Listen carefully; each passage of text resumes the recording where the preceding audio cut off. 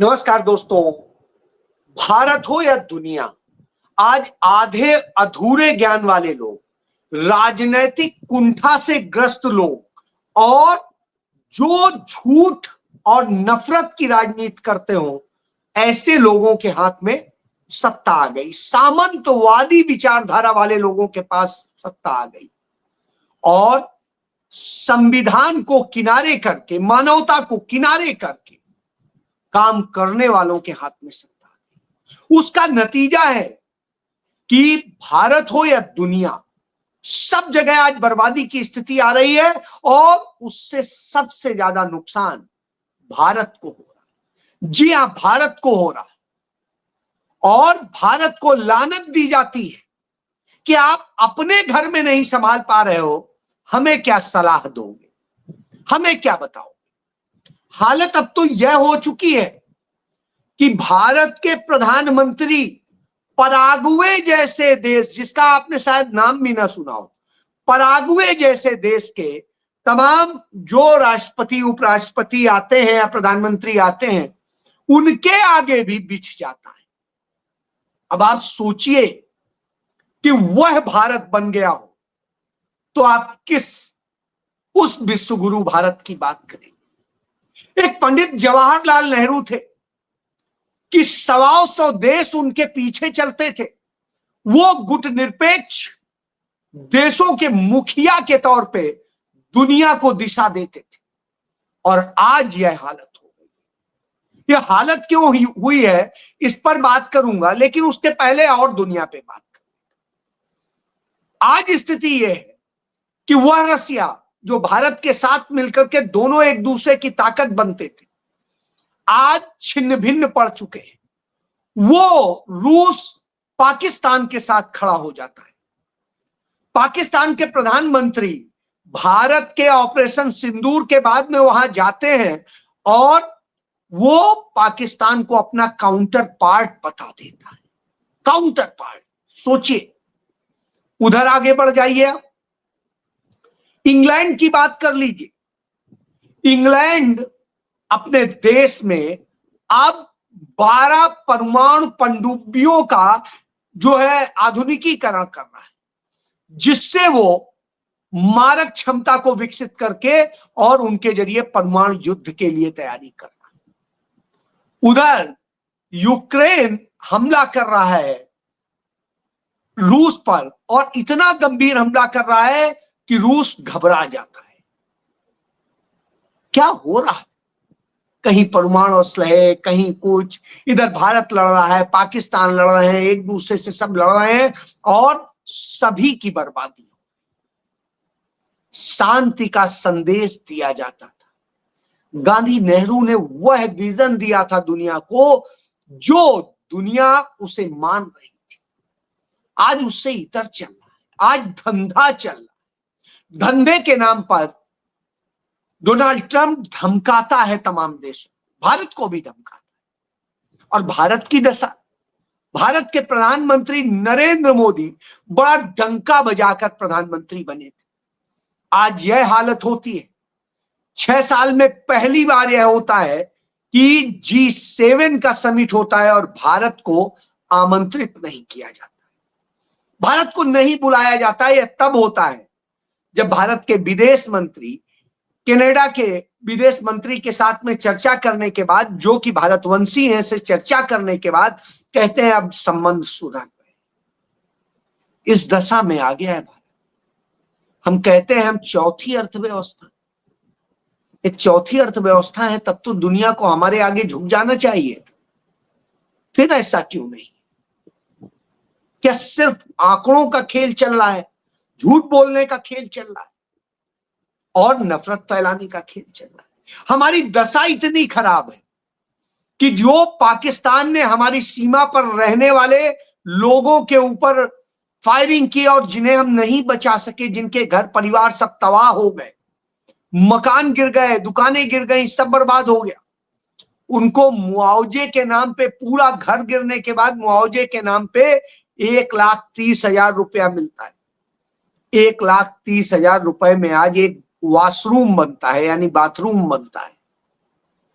अब आप सोचिए इस स्थिति में क्या रहेगा? सरकार को चाहिए था उन सबके घर सरकार खुद अपनी देखरेख में उनका निर्माण कराती, पुनर्निर्माण कराती और उन्हें सौंपती, उनको वह सुविधा देती।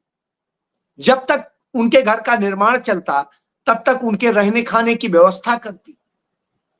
लेकिन नहीं, हमारी सरकार तो डंके पीट रही है क्या कि हमने ये कर दिया, हमने वो कर दिया। आज आतंकवाद का यह हाल हो गया है कि जालंधर में सिख आतंकवादी जो पन्नू है, जो डोनाल्ड ट्रंप के शपथ ग्रहण में भी मौजूद था, वो पन्नू जो वहां पर उसके संगठन के लोग डॉक्टर अंबेडकर की प्रतिमा पर कालिख पोत देते हैं और डॉक्टर अंबेडकर की प्रतिमा का भयंकर अपमान करते हैं, भाजपा इसका विरोध नहीं करती है, आम आदमी पार्टी इसका विरोध नहीं करती, बड़ी मुश्किलों से एफआईआर दर्ज होती। इसके पहले आपको याद होगा कि किस तरीके से अमृतसर में डॉक्टर अंबेडकर की प्रतिमा के साथ में तोड़फोड़ हुई थी, और वो करने वाला कौन था? आम आदमी पार्टी का। तो भाजपा और आम आदमी पार्टी से जुड़ा हुआ व्यक्ति था, दोनों से जुड़ा हुआ। इस खेल को समझिए, ये नफरत का खेल चल रहा है। यूपी में अभी हुआ, यूपी में घोड़ी चढ़ने को लेकर के, अपने यहां शादी का बारात निकलनी थी, उस बारात को लेकर के दलित के ऊपर हमला हो जाता है, बुरी तरह हमला हो जाता है। साहब कुछ नहीं होता है। क्यों? क्योंकि अपराधियों को संरक्षण दिया जा रहा है। दुनिया में ऐसे ही हो रहा है। अमेरिका अपराधी आतंकी देशों को संरक्षण दे रहा है। उसने लश्कर तैयबा से जुड़े हुए और उसके संगठन को संभालने वाले लोगों को संरक्षण देना शुरू कर दिया, उन आतंकियों को संरक्षण देना शुरू कर दिया। पाकिस्तान को वो बराबर भारत के रख देता है, और इधर यह हो रहा है। भारत इस स्थिति में कहां है? किसी चीज पर कुछ बोलने की हालत में नहीं आ पा रहा।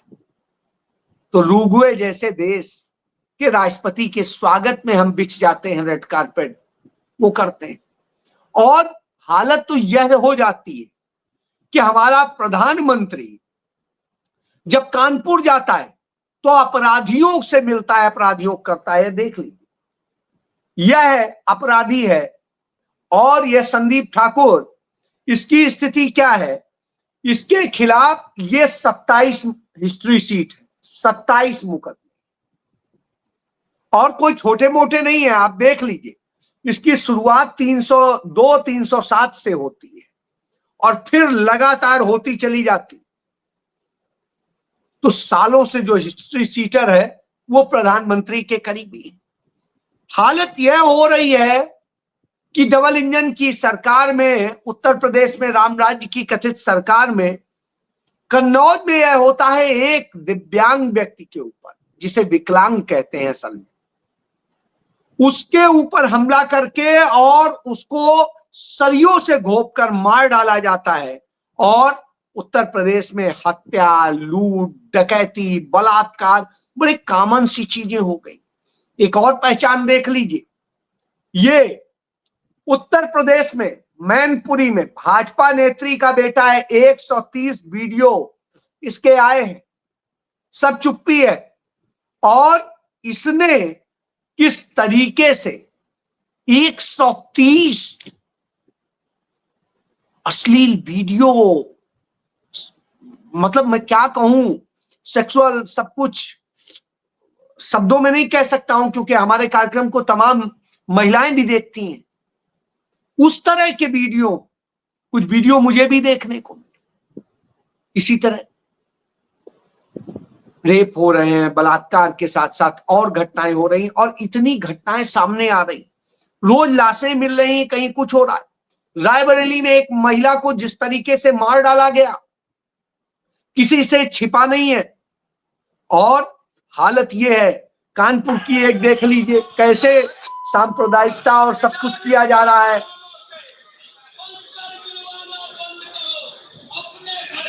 अब इस तरह से भगवाई आतंकी खड़े किए जा रहे हैं और ये किए जा रहे हैं, और जब ये किए जा रहे हैं तो आप कहेंगे क्या होगा, क्योंकि यही भारत बना दिया गया।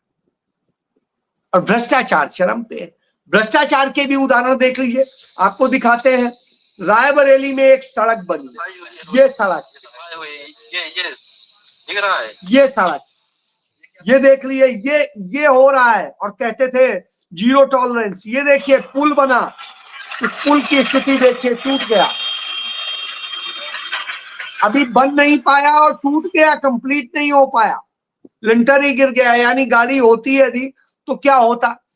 सीतापुर में अभी पानी की टंकी जो अभी बनी थी, जिसका उम्र 20 साल तो होती है, वह भी चंद महीने में टूट के गिर गई। ऐसे ही वाराणसी में आप देख लीजिए, भाजपा जो धर्म का धंधा बनाती है, सब कुछ करती है, वो कॉरिडोर के नाम पर जिस तरीके से लोगों को बेघर किया, मंदिर तोड़े और सब कुछ हुआ, वहां पर ये हो रहा है। तो ये न धर्म के हैं, न जाति के हैं, न किसी उसके हैं, ये सिर्फ हिंसा कराते। अब मैं बताता हूं, इसी तरह बिहार में आप देख लीजिए, बिहार में मधेपुरा में एक शिक्षक अपने स्कूल जा रहे थे, उनको गोलियों से ताबड़तोड़ भूंज दिया गया। और इसी तरीके से यदि आप देखें, जो जंगल राज है, उनमें जो मधेपुरा में बीपीएससी के शिक्षक थे राम टहलदास, वो मार दिए गए और गोलियों से भूने गए, सरेआम भूने गए, दिन दहाड़े हुए।